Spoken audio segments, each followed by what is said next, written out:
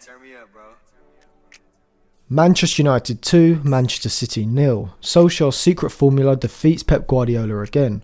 Before this video starts, make sure you subscribe to the channel and click the bell to get notified whenever our videos are released. Also check out some of our other tactical analysis videos, including Manchester City's 2-1 victory over Real Madrid at the Santiago Bernabeu, Manchester United's 1-1 draw versus Everton at Goodison Park, and Atletico Madrid's 1-0 defensive masterclass versus Liverpool in their Champions League first leg. All of those videos will be linked in the description below, and I will be releasing tactical breakdowns of all the Champions League second legs coming up this week and next week. So going into the game, Solskjaer set his side up in a 5-2-3 shape with De Gea in goal, a back three of Lindelof, Maguire and Shaw, with Bissaka and Brandon Williams the wing backs, Fred and Matic the midfield double pivot, with Bruno Fernandes playing in behind a front two of Daniel James and Anthony Martial. Pep Guardiola used a 4-3-3 shape with Ederson in goal, Fernandinho and Otamendi at centre-backs, Zinchenko and Cancelo the full-backs, with Rodri as a single pivot, with Gundogan and Bernardo Silva ahead of him. Phil Foden started wide on the right, with Sterling on the left and Augero playing up front. From the start of the game it was clear United wanted to assert an aggressive press from City's build-up, which saw them press in a V shape with Fernandes cutting off the passing lane into Rodri and James and Martial each man-to-man pressing Fernandinho and Otamendi. As you can see, to stop Ederson being able to play a lofted pass over the United pressing front three, Matic and Fred would push up tight onto Gundogan and Bernardo Silva, and Bissaka and Brandon Williams were positioned high up the pitch, ready to pressurise the City fullbacks if the ball went wide to them. If City did beat United's high press, Solskjaer's side would drop deeper, but would still keep their 5-2-3 pressing shape, with James and Martial not dropping deep and wide as wide midfielders would do. This was done as Solskjaer probably recognised that United couldn't allow City to dominate the centre of the park. If James and Martial had dropped into these wide positions, City's central players would have been able to drop deep either side of Bruno Fernandes and get on the ball, which would have been City's main source of progressing the ball forward. By blocking off the space into these central zones, United did leave space either side of their defensive pentagon, which is why Zinchenko played as an inverted wing-back on the left side, trying to play in that space. However, this was something United were pretty content with, as it was better to have Zinchenko on the ball than Rodri and Bernardo Silva in the centre of the pitch. City did look to bypass United's passing lane blocking into the central zones by having Gundogan pull out slightly wider in an attempt to drag Fred from his central position and have Zinchenko move into that space to receive the ball. However, if this happened, Fred would push up onto Zinchenko, retaining United's narrow pentagon shape, and Bissaka would move up onto Gundogan if he received the ball. City did recognise where the space was when United dropped into this shape, which is why Gundogan and Silva were positioned high and wide, as City would look to move the ball from one side to the other quickly, and Fred passes into their 3-8s who were playing wide of Matic and Fred in the half spaces. However, credit to Solskjaer, he recognised this threat, and rather than telling James and Martial to drop deep and create a flat four in midfield, he gave the wide centre-backs Lindelof and Shaw the licence to move out of the back line to close down Silva and Gundogan when they received the ball, which was effective at stopping both players getting on the ball in this space. When United had possession, they were looking to play a direct style of play. This was seen as United's deeper players would look to play passes down the channels for the wide forwards, Martial and James, to run onto. This was critical to United's success in the offensive phase of play.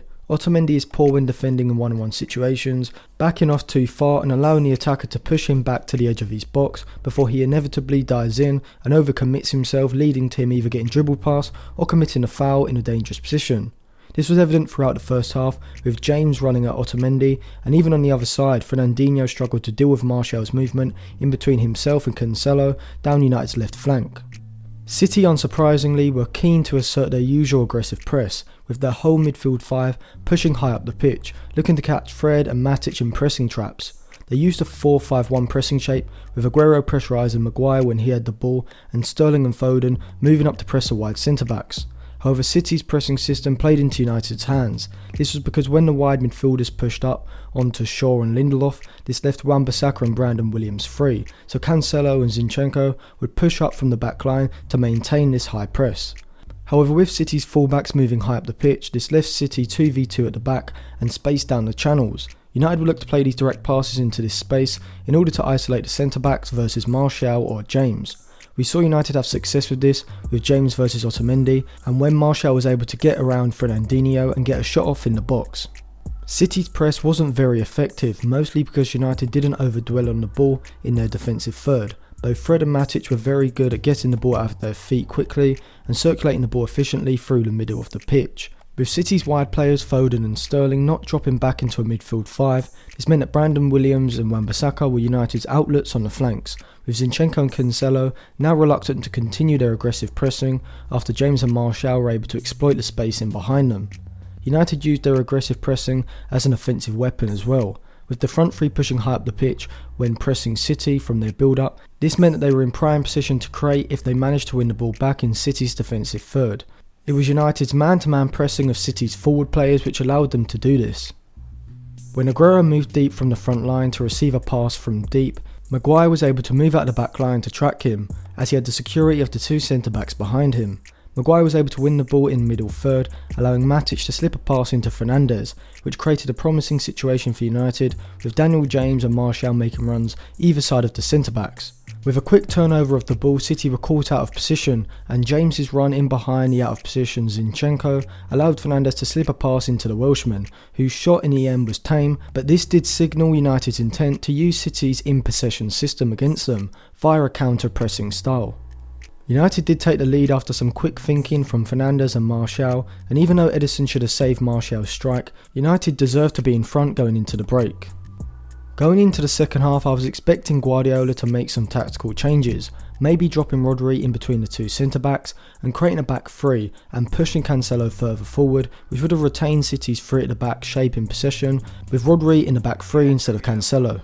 Rodri moving deep would have moved Fernandes further up the pitch and out of that central zone, and Cancelo would have been able to move further forward down the right side, which would have given City a way of progressing the ball forward wide of United's narrow pentagon shape. However, the only change that Guardiola sanctioned was to move Sterling into a central position, playing almost like Fernandes did for United against Everton at the point of a diamond. Zinchenko played more as a conventional attacking fullback, pushing forward down the flank, keeping the width rather than moving into a narrow position.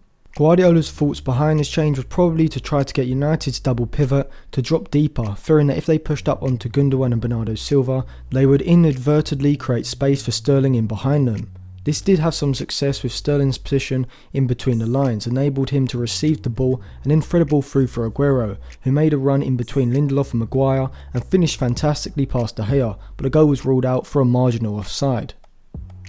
Guardiola was the first to go to his bench around the 60th minute mark, and his changes were effective at improving City's offensive play.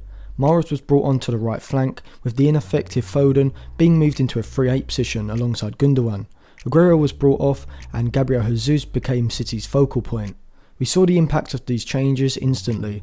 Mahrez, unlike Foden, had the dribbling ability to cause Brandon Williams problems down that right flank. He was able to make a run in behind him when Foden moved into the half space, causing Shaw to push up from the back line and allowing Mahrez to make the run into that space. He completely sat Williams down on the floor and his cross flashed across the box, signalling the impact that the Algerian could have on the game. Gabriel Jesus played a slightly different role to Aguero. Playing like a wide forward, he would move more onto the left side and look to make runs in behind Bissaka and Lindelof. Guardiola instructed Jesus to play this role, as Aguero had been quiet in the game until he started making runs from that left side in behind the back line.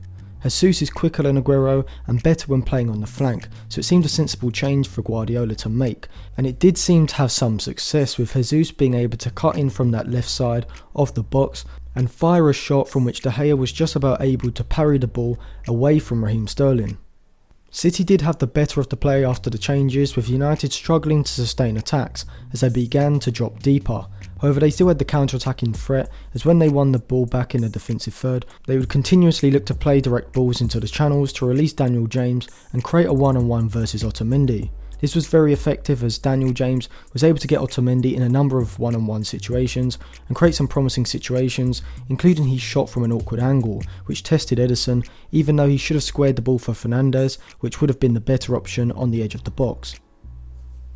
Solskjaer became wary of City's threat down the right side, with Mahrez isolating Williams in one-on-one situations. This prompted a change around the 80th minute mark, with Bailly coming on for Williams and playing as a right-sided centre-back, with Shaw being shifted to left wing-back to deal with Mahrez, which allowed United to combat City's biggest attacking weapon, as Shaw is a better one-on-one defender than Williams.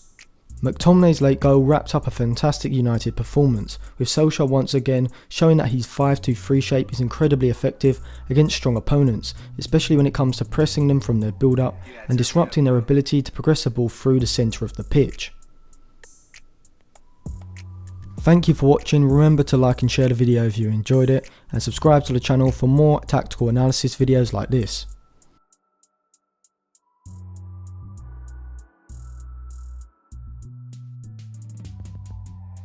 Turn me up, bro.